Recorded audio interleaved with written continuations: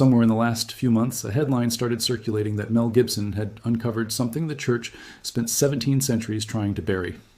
An entire hidden Bible, still in use today, that describes the end of the world in a way most Christians have never heard.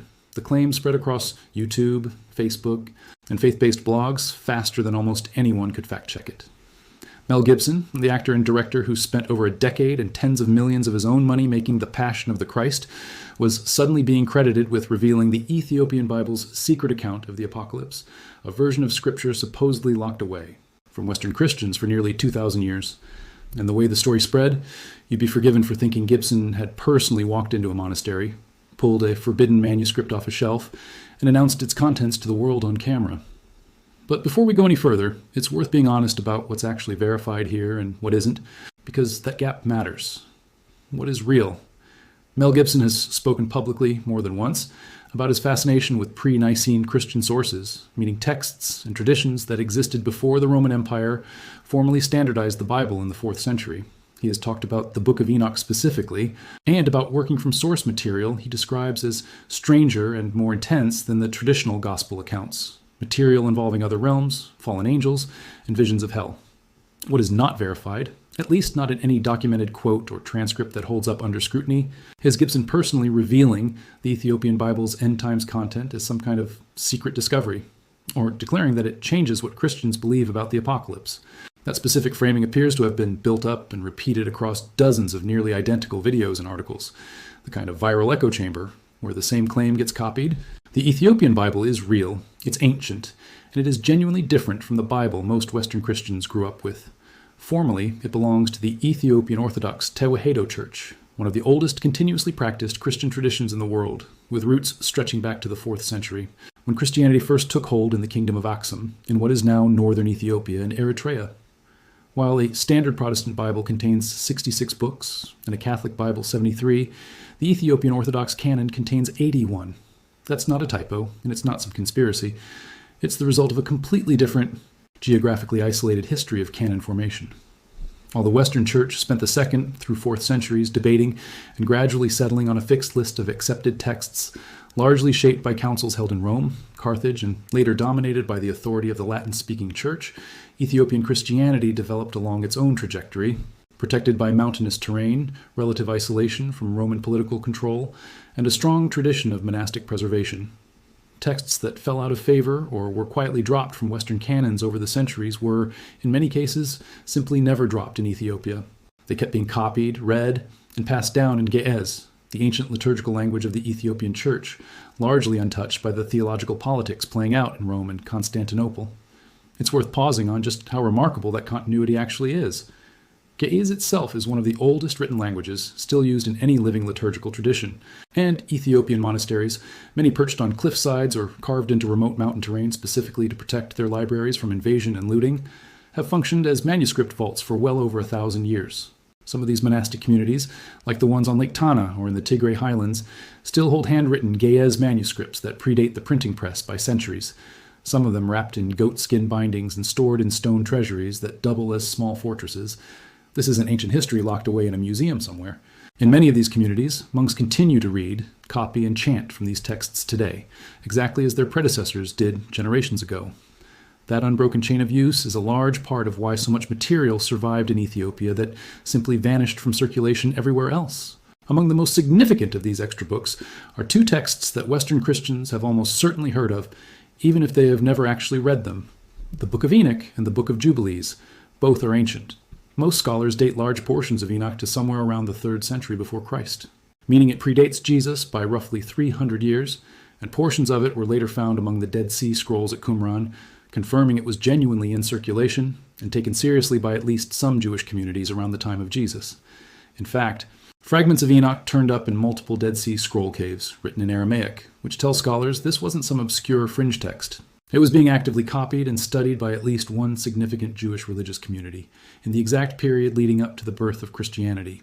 Jubilees is similarly old, presenting itself as a retelling of Genesis and part of Exodus, filled with additional detail about angels, calendars, and cosmic order. And it, too, was found among the Qumran scrolls, in fact, in more copies than almost any other non-biblical text discovered there, which suggests it was even more widely read within that community than Enoch itself.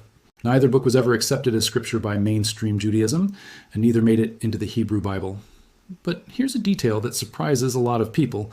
The New Testament itself references Enoch directly.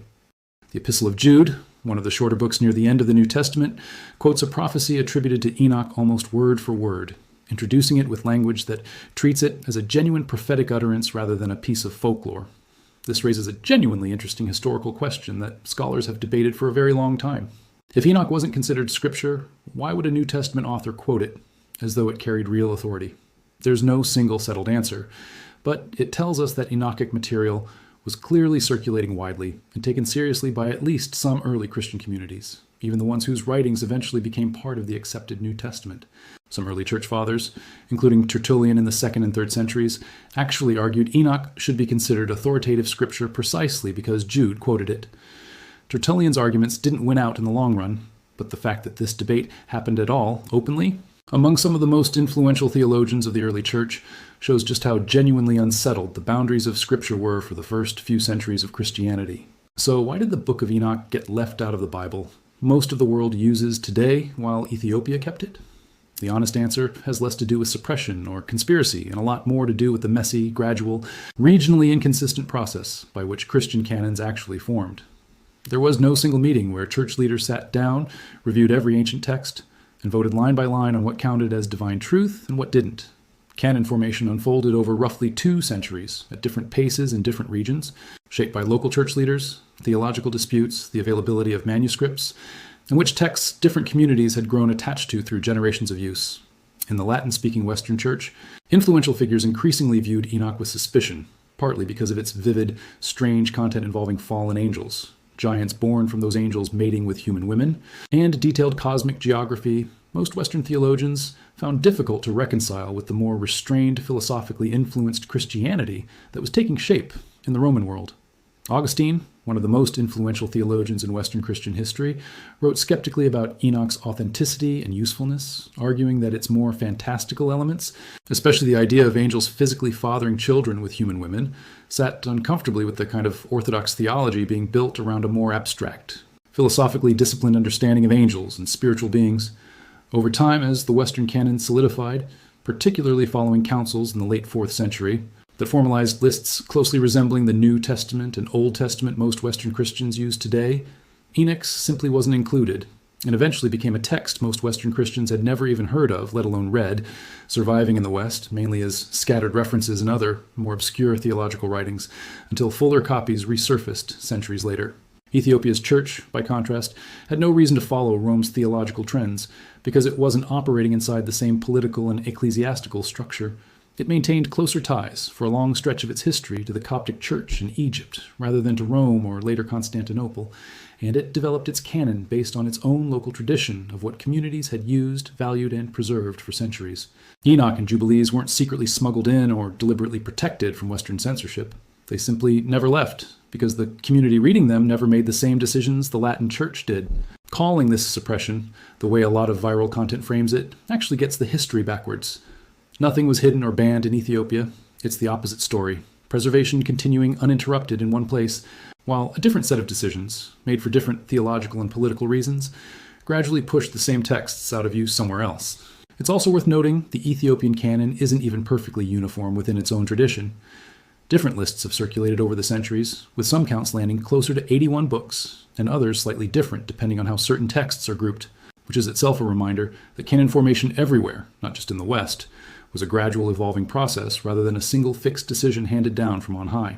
Now here's where the actual apocalyptic content comes in, because this is the part that gets wildly oversimplified in most of the viral retellings. The Book of Enoch, especially the section scholars call the Book of the Watchers, contains an extraordinarily vivid vision of cosmic judgment. It describes a group of angels, called the Watchers, who abandon their heavenly role, descend to earth, and take human wives, producing a race of giants whose violence and corruption spread across the world. God's response, in the text, is catastrophic judgment, not just for humanity broadly, but specifically targeting the fallen angels and their offspring, described in terms of chains, darkness, and imprisonment until a final day of reckoning. Enoch, the figure the book is named after, is taken on guided tours through multiple layers of the heavens and the underworld. shown storehouses of souls awaiting judgment, and given visions of a final cosmic court where the righteous are vindicated and the wicked are permanently destroyed. Later sections of the book, sometimes called the Book of Parables, go even further, introducing a mysterious heavenly figure called the Son of Man, seated on a throne of glory, who judges kings and rulers of the earth at the end of days. Scholars have spent decades debating how directly this figure influenced early Christian understanding of Jesus' own self-description as the Son of Man in the Gospels. And while there's no consensus on a direct line of influence, the parallel in language and imagery is hard to ignore. If any of this sounds familiar, it's because scholars have long argued that Gnostic imagery directly influenced how later apocalyptic Jewish and early Christian writers described the end of the world, including parts of the New Testament's book of Revelation itself. Layered visions of heaven, cosmic battles between good and evil, judgment scenes involving books being opened and deeds being weighed, imprisoned rebellious spiritual beings awaiting a final sentence. These are recurring motifs that show up first in the Enoch tradition centuries before Revelation was written, which strongly suggests John, the author of Revelation, was writing within a broader Jewish apocalyptic literary tradition that Enoch helped shape, rather than inventing this imagery from nothing. Revelation's own description of angels bound in darkness awaiting judgment, for instance, echoes Enoch's description of the Watchers so closely that many scholars treat it as a near certainty that the author of Revelation had encountered Enochic material, directly or indirectly, at some point in his own religious formation. The Book of Jubilees adds a different but related layer, presenting a highly structured, almost obsessively detailed calendar for measuring sacred time, along with additional narrative material woven into the Genesis story, including expanded detail about the fall of the Watchers that closely parallels Enoch's account. Jubilees insists on a solar calendar of exactly 364 days, broken into precise cycles, and argues strongly that getting this calendar wrong throws off the entire religious cycle of festivals and sacred observances, a level of obsession with cosmic order that gives the whole book a very different texture from the narrative style of Genesis itself. Together, these texts paint a version of early Jewish and Christian cosmology that's considerably more elaborate and dramatic than what most casual readers of a standard 66-book Bible ever encounter. Fallen angels aren't just a brief mention. They're central figures in an unfolding cosmic drama. Judgment isn't just a single future event. It's layered, structured, and described in almost architectural detail, with specific realms, specific punishments, and a very particular timeline building toward a final reckoning. This is almost certainly the material Mel Gibson was actually referring to when he spoke about working from scripts he described as more intense, more otherworldly, involving descent through other realms and witnessing angels fall, language that maps closely onto Enoch's own imagery. Given his long-documented interest in pre-Nicene Christian material during the making of The Passion of the Christ, where he reportedly consulted historians, Aramaic language specialists, and theologians to ground the film in period-accurate detail. It's a completely reasonable, creative, and historical interest for a filmmaker who has spent decades immersed in early Christian source material to have. It does not, however, mean he personally uncovered a suppressed prophecy, or that the Ethiopian Bible contains some radically different account of the end times that overturns anything in mainstream Christian teaching. The apocalyptic themes in Enoch and Jubilees are consistent with, and arguably foundational to, the same broad Jewish and Christian apocalyptic tradition that eventually produced Revelation. Their additional detail and older source material, not a contradiction hiding in plain sight. What makes this story worth telling honestly, rather than through the exaggerated banned prophecy, framing so much online content leans on, is what it reveals about how differently regions of the ancient world preserved their religious history, and how easily that difference gets misrepresented once it filters through modern viral media. The Ethiopian Orthodox Church didn't do anything secretive by keeping Enoch and Jubilees in its Bible. It simply continued an unbroken chain of textual transmission that the Western Church, for a mix of theological, political, and practical reasons, chose not to continue. Meanwhile, the fact that a public figure like Gibson expressing genuine interest in these older texts can spiral within weeks into dozens of nearly identical videos claiming he's exposing a hidden apocalypse the church tried to bury tells us something about how modern information spreads that has almost nothing to do with the actual historical content. A real, well-documented, genuinely interesting story about regional canon formation and ancient apocalyptic literature gets flattened into a much simpler, much more sensational narrative, because the simplified version travels faster and generates more clicks than the nuanced one ever could. And that's really the more important takeaway buried underneath all of this. The 81 books of the Ethiopian Bible aren't a secret. They've been sitting in plain view, translated, studied, and written about by scholars for well over a century. Portions of Enoch have been publicly available in English translation since the 1800s, when a British scholar first brought a Gaia's manuscript back to Europe and produced a full translation, sparking a wave of academic interest that has continued steadily ever since, long before the Dead Sea Scroll discoveries in the 20th century confirmed just how old and widely circulated the text really was. Anyone curious enough to look could have read this material decades before a single viral video claimed to reveal it. The real story is in a hidden text finally coming to light.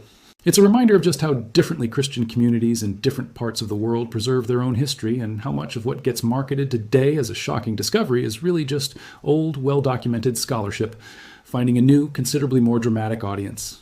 Whether or not that reframing sits well with you, it raises a genuinely worthwhile question about how we consume religious history in the internet age, and how often the loudest version of a story is also the least accurate one. If this changed the way you think about how the Bible actually came together, or made you curious enough to go look up the Book of Enoch for yourself, hit that like button, subscribe if you haven't already, and let us know in the comments whether you think texts like Enoch and Jubilees deserve more attention than they get, or whether you think there's a good reason they were left out of most Bibles for so long. We'll see you in the next one.